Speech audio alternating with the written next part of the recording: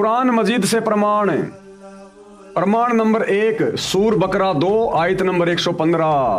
अब भाई और बहनों ध्यान से पढ़िएगा इस आयत को। आप और हम भक्तों का विश्वास आसमान पे जाएगा, आसमान पे। पहले क्या बताया गुरुदेव ने कि बाखबर ही है जो खुदा कबीर के विषय में पूरी पूरी जानकारी देता है, उसकी सच्ची इबादत के बारे में बताता है, वो केवल बाखबर ही। अब क्या कह रहे हैं गुरुदेव भगवान, और गुरुदेव ने यह भी कह दिया कि वो बाखबर वर्तमान में संत रामपाल दास है, यानी हमारे गुरुदेव भगवान है वो बाखबर। आप और हमें तो पता ही है। अब आगे क्या कह रहे हैं गुरुदेव, इसमें खुदा को बाखबर बताया गया है। कहां? ये सूर बकरा 2 आयत नंबर 115। इसमें खुदा को बाखबर बताया गया है, अल्लाह कबीर को ही बाखबर बताया गया है। वो अल्लाह कबीर स्वयं ही बाखबर बन के आता है। अरे जब बाखबर आएगा तो मनुष्य जैसा रूप बना के आएगा ना। बाखबर आएगा इंसानों को ज्ञान समझाने के लिए, तो इंसान जैसा बन के आएगा ना। तो अल्लाह धरती पे प्रकट हुआ कि नहीं हुआ? मनुष्य शरीर जैसा हुआ कि नहीं हुआ? तुम्हारे धर्म ग्रंथ की आयत चिल्ला चिल्ला के कह रही है। कौन सी? सूर बकरा 2 आयत नंबर 115 क्या कह रही है? इसमें खुदा को बाखबर बताया गया है कि वो खुदा अल्लाह कबीर खुद ही बाखबर बन के आता है। तो जब अल्लाह खुद ही बाखबर बन के आएगा तो अल्लाह साकार हुआ कि नहीं हुआ? मनुष्य जैसा हुआ कि नहीं हुआ? अब मुसलमान धर्म के भाइयों और बहनों, और आपको किस प्रकार से समझाया जाए? अब इससे ज्यादा प्रमाण और आपको क्या दिखाए जाएं? अब वो समय नहीं है कि तुम्हें हनुमान जी की तरह छाती फाड़ के दिखा दिया जाए। ना समझने वाले तो उसके बाद भी नहीं समझेंगे।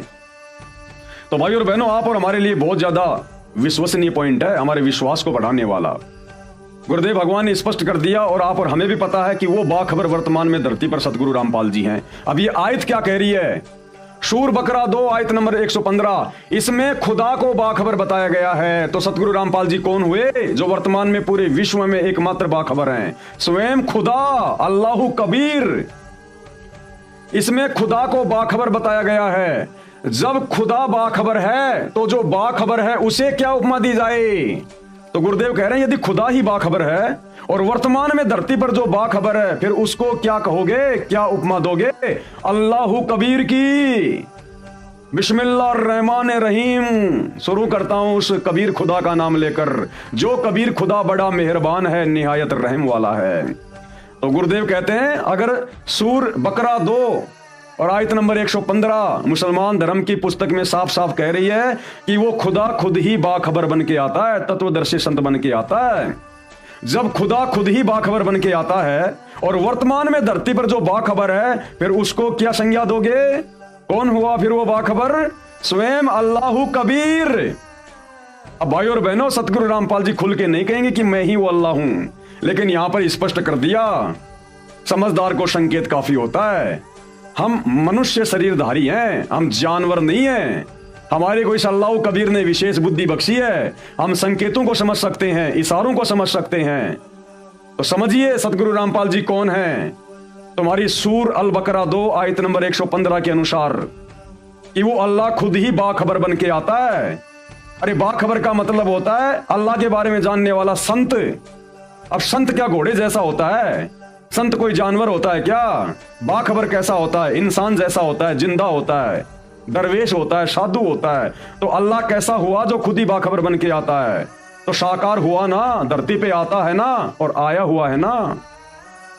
और आप और हम भगत भाई बहनों के लिए जो सतगुरु रामपाल जी इस बाखबर से उपदेशी हैं, आप और हमारे विश्वास को दृढ़ करने के लिए गुरुदेव ने कह दिया कि जब खुदा खुद ही बाखबर बन के आता है, तो वर्तमान में जो बाखबर है, फिर उसको क्या उपमा दोगे? क्या तुम्हारा गुरु कोई गहरा गहरा संत है? क्या मां के गर्भ से जेर में लिपट के आया है? इसीलिए तो हम सत्सेवक भाई बहन एकमात्र अपने गुरुदेव को ही बाखबर मान के, अल्लाह कबीर मान के पूजा कर रहे हैं। गीता अध्याय 3 श्लोक 13 के अनुसार घर घर में भोग लग रहा है। और जितने भी नकली भगवान जो हम पहले माना करते थे, पूजा करते थे, उन सब की हमने फोटोएं फाड़ फाड़ के अपने घर से बाहर कर दी। एक कै सादे सब सदे, सब सादे सब जाए, और माली सींचे मूल को फले फुले अघाए। तो क्या कह रहे हैं गुरुदेव?